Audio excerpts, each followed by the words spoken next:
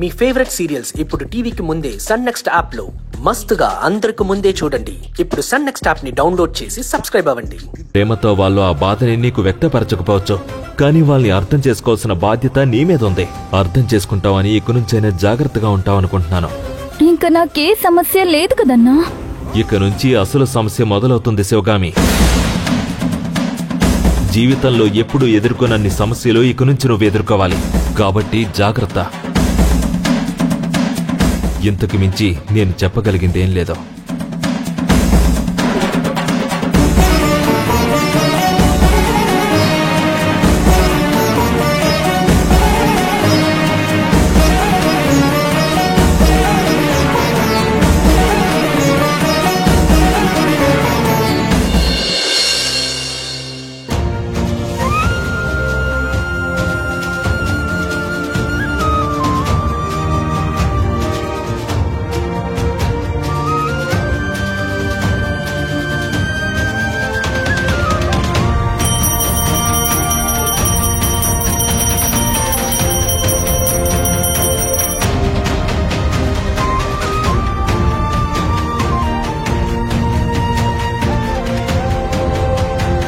అమ్మా, నువ్వు న్యాయం వైపు ధర్మం వైపు నిలబడతావని నాకు అర్థమైంది. నాకు న్యాయంగా రావాల్సిన ఆస్తిని ఇప్పించావు. అది కూడా శివగామి మనసులో ఉన్న ఆలోచన తప్పని తెలుసుకునేలా చేసి ఆస్తిని నాకు ఇచ్చేలా చేశావు. నీకు నేను రోజూ సేవ చేసుకుంటానమ్మా. నువ్వే నా జీవితానికి గొప్ప ధైర్యాన్నిచ్చావు. నాకొక దారిని చూపించావు.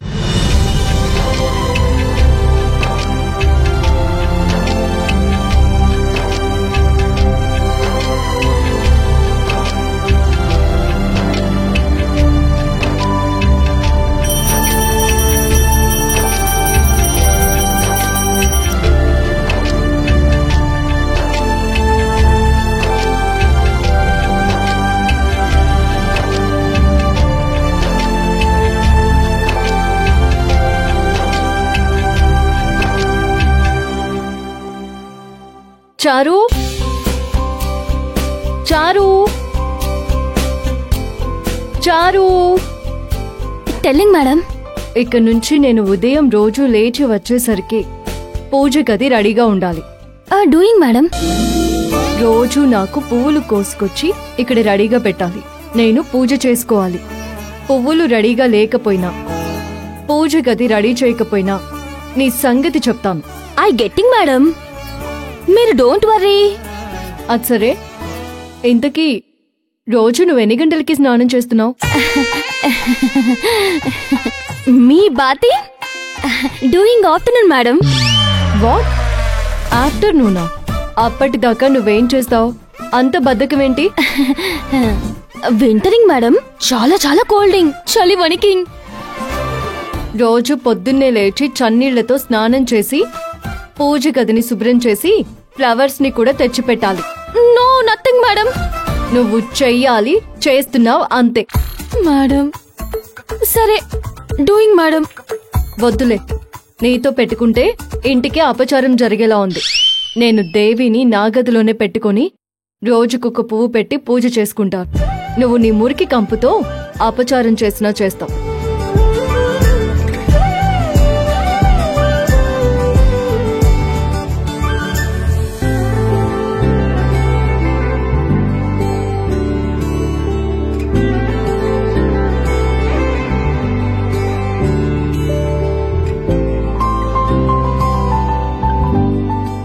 My God, I am saving. Morning bathing. Mission impossible.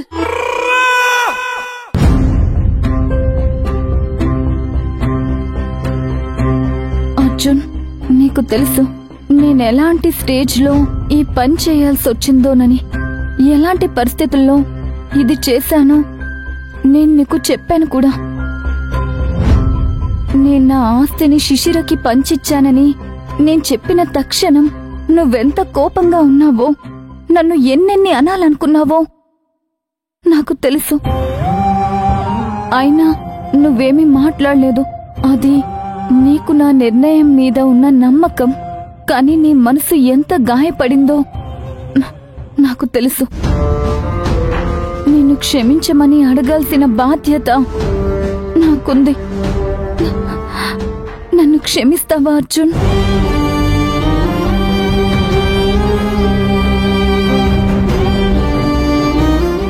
Sivagami, నేనేమీ అష్టైశ్వర్యాల్లో పుట్టి పెరిగిన వాణ్ణి కాదు. నా జీవితం సాధారణ జీవితం.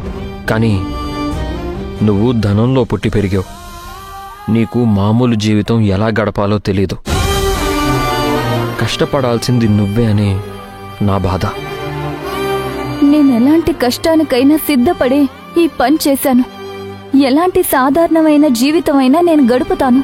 అదంత తేలికని నువ్వు అనుకోకు శివగామి. రాను రాను నువ్వే అర్థం చేసుకుంటావు. మీరందరూ తోడుగా ఉండగా నేనెలాంటి లైఫ్ అయినా గడుపుతాను అర్జున్. ప్లీజ్, నీకు వీలైతే నేను చేసిన పనికి నన్ను క్షమించు. నేనేం చెప్పగలను శివగామి? నేనేం మాట్లాడలేను.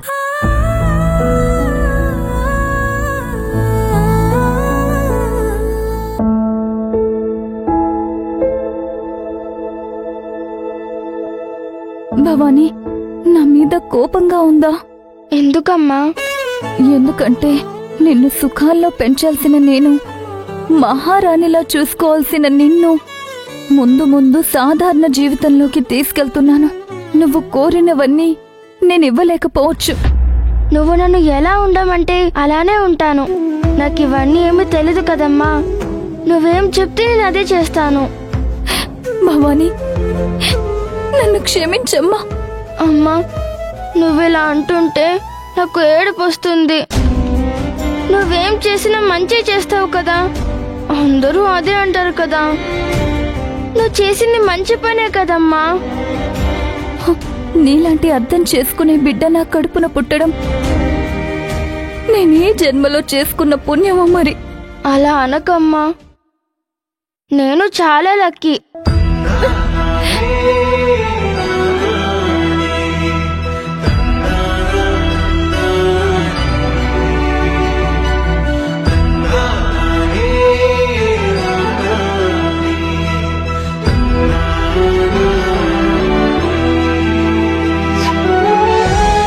లక్ష్మమ్మ, మీరేం చెప్పాల్సిన అవసరం లేదు.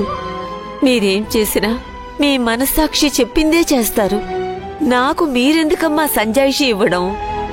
ఎందుకంటే నువ్వు నాకు అమ్మవి. నీకు కాకపోతే ఎవరికిస్తాను చెప్పు. నీకు చెప్పకుండా చేయడం కరెక్ట్ కాదు కదా. అలా అనకండమ్మా. మీ నిర్ణయం వల్ల అందరూ కొంతకాలం ఇబ్బంది పడొచ్చు, కానీ మళ్ళీ మామూలుగా అవుతారు కదమ్మా. అర్థం చేసుకున్నందుకు థ్యాంక్ యూ లక్ష్మమ్మ.